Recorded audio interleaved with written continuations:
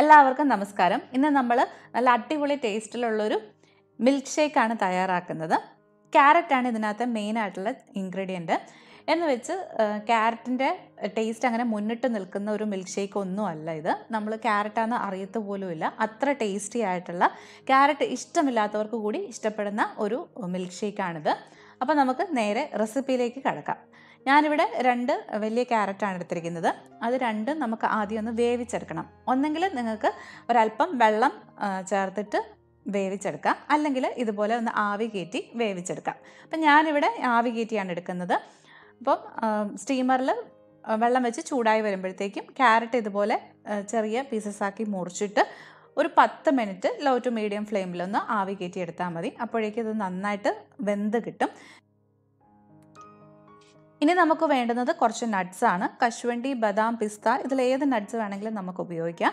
ഞാനിവിടെ കശുവണ്ടിയാണ് എടുത്തിരിക്കുന്നത്. 10 മുതൽ 15 നട്ട്സ് വരെ നമുക്ക് ഇതിലേക്ക് ചേർക്കാവുന്നതാണ്.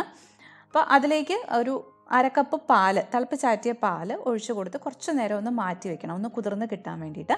അപ്പോൾ നമ്മൾ ക്യാരറ്റ് വേവിച്ചെടുക്കുന്ന ആ ഒരു സമയമുണ്ടല്ലോ, വേവിക്കാൻ വെക്കുന്ന കൂട്ടത്തിൽ നട്ട്സും കുതിർക്കാൻ വെച്ചാൽ മതി. ക്യാരറ്റ് വെന്ത് വരുമ്പോഴത്തേക്കും ഇതും ആവശ്യത്തിന് സോക്കായി കിട്ടിയിട്ടുണ്ടാവും. അപ്പം നമ്മൾ ആ ക്യാരറ്റൊക്കെ വേവിച്ചെടുത്തിട്ടുണ്ട്. നമ്മുടെ കൈ കൊണ്ട് ഉടച്ചെടുക്കാൻ പാകത്തിൽ ഇത് വേവിച്ചെടുക്കണം.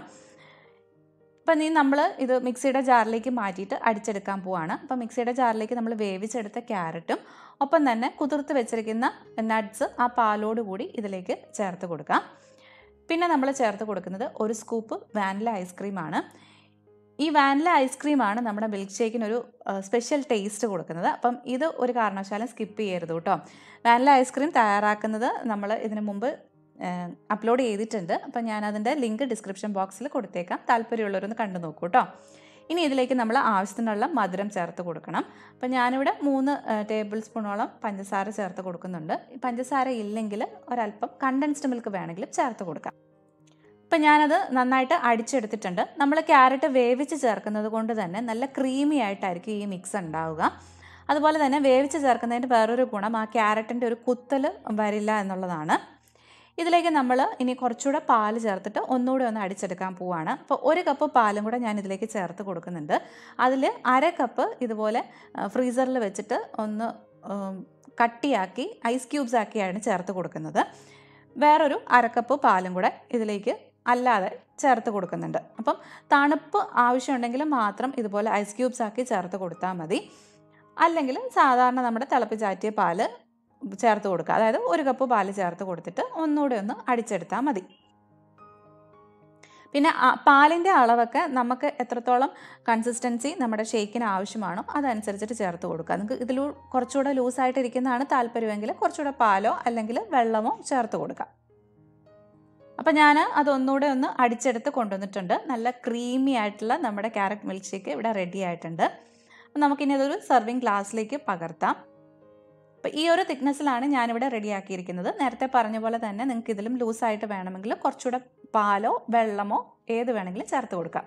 അപ്പം ഞാനിതിൻ്റെ മുകളിലേക്ക് 1 സ്കൂപ്പ് വാനില ഐസ്ക്രീമും കൂടെ വെച്ച് കൊടുക്കുന്നുണ്ട്, ഒരു എക്സ്ട്രാ ടേസ്റ്റിന് വേണ്ടിയിട്ട്. പിന്നെ കുറച്ച് നട്ട്സും കൂടെ മേലെ ഇതുപോലെ ഒന്ന് വിതറിക്കൊടുത്ത് നമുക്കൊന്ന് ഡെക്കറേറ്റ് ചെയ്യാം. അതിനുശേഷം നമുക്കിത് സെർവ് ചെയ്യാവുന്നതാണ്. അപ്പോൾ നമ്മുടെ സൂപ്പർ ടേസ്റ്റി ആയിട്ടുള്ള ക്യാരറ്റ് മിൽക്ക് ഷേക്ക് ഇവിടെ റെഡി ആയിട്ടുണ്ട്.